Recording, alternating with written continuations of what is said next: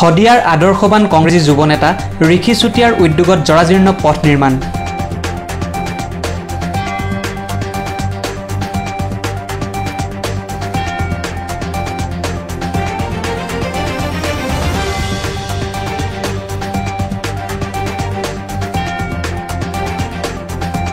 এশ ২৬ নং শদিয়া বিধানসভা সমষ্টিৰ বিধায়ক বলিন চেতিয়াৰ অকমন্যতাৰ বাবে বিগত ২০টা বৰ্ষ ধৰি শদিয়াৰ কুণ্ডিল গাঁও পঞ্চায়তৰ দিছৈ গাঁৱৰ গাঁওবাসীয়ে যাতায়াতৰ ক্ষেত্ৰত জিয়াটো ভুগি আহিছে আৰু এনে অৱস্থাত ৰাইজৰ কাষ চাপিবলৈ সুযোগ পাইছে বিৰোধী দলৰ নেতাই। বৰ্তমান শদিয়াৰ কংগ্ৰেছী যুৱ নেতা ঋষি চুতীয়াই সম্পূৰ্ণ নিজৰ পকেটৰ ধন খৰচ কৰি দিছৈ গাঁৱৰ প্ৰায় ১.৫ কিলোমিটাৰ পথ নিৰ্মাণ কৰি শুভ উদ্বোধন কৰাৰ লগে লগে ৰাইজৰ শলাগৰ পাত্ৰ হৈ পৰে।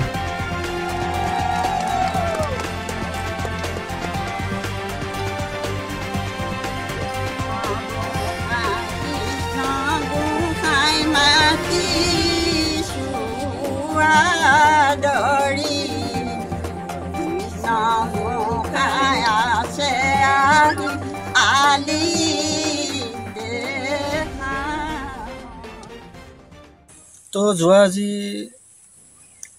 আমি মানে কি হ'ল জন্ম হোৱাৰ পিছৰ পৰাই এই ৰাস্তাটো এনেকুৱাই দেখি আছোঁ, কিন্তু বিভিন্ন দল আহিছে গৈছে, কিন্তু আগৰ অসম গণ পৰিষদৰ নেতৃত্বত থকা চৰকাৰখনৰ কথা ক'বলৈ নাযাওঁ, কিন্তু আজি ১৫ বছৰ কাৰ্যকাল আমাৰ সমষ্টিটো দায়িত্বত থকা মাননীয় বিধায়ক শ্ৰীযুত বলিন চেতিয়াদেৱ মহোদয়, তেওঁ এজন অকমান্য বিধায়ক বুলি ক'ব লাগিব। কাৰণ শদিয়াত এনে বহু ৰাস্তা আছে গাঁৱে ভূঞে, এই সৰু সুৰা ৰাস্তাবিলাকে তেওঁ বনাই দিব পৰা নাই।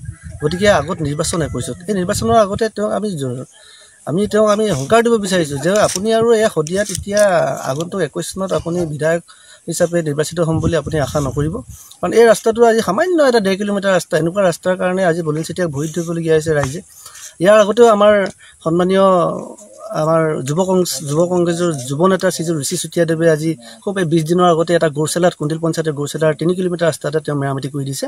আজি পুনৰ এই শদিয়াৰ কুণ্ডিল পঞ্চায়তত আহি দিছৈ গাঁৱৰ এই ৰাস্তাটো ১.৫ কিলোমিটাৰ ৰাস্তাটো তেওঁ যিমান দূৰ পাৰে তেওঁ সমৰ্থ অনুযায়ী তেওঁ যে ১.৫ কিলোমিটাৰ ৰাস্তাটো মেৰামতি কৰি দিছে, তেওঁ এই ক্ষেত্ৰত অনেক ধন্যবাদ জ্ঞাপন কৰিছে। যাতায়াতৰ ক্ষেত্ৰত জিয়াটো ভুগি অহা দিছৈ গাঁওবাসী আজি যুৱ নেতাগৰাকীৰ এনে আদৰ্শ কৰ্মৰ বাবে উৎফুল্লিত হৈ পৰে।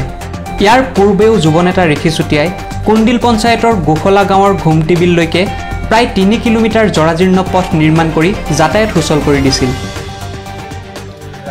আমাৰ কুণ্ডিল পঞ্চায়তৰ অন্তৰ্গত দিছৈ গাঁও, এইটো ৰাস্তাটো প্ৰায় ১.৫ কিলোমিটাৰ হ'ব। গতিকে ৰাইজে আজি ১৫ বছৰ দিন ধৰি সমষ্টিৰ বিধায়ক সন্মানীয় বিধায়ক বলিন চেতিয়া ডাঙৰীয়াক জনাই আহিছে, দৰখাস্ত দি আহিছে যে ৰাস্তাটো ঠিক ঠাক কৰি দিব লাগে, কিন্তু আজিলৈকে বিধায়ক ডাঙৰীয়াই ৰাস্তাটো বনাই নিদিলে। গতিকে সেইটো কাৰণে ৰাইজে মোক অনুৰোধ কৰিলে যে ভাইটি তুমি যদি পাৰা ৰাস্তাটো অলপ চাই দিয়া। গতিকে আজি ৰাইজৰ অনুৰোধ মৰ্মে মই ৰাস্তাটো শিল বালি মাটি ইত্যাদি দি পেলাই ঠিক ঠাক কৰি দিছোঁ ৰাইজৰ কাৰণে।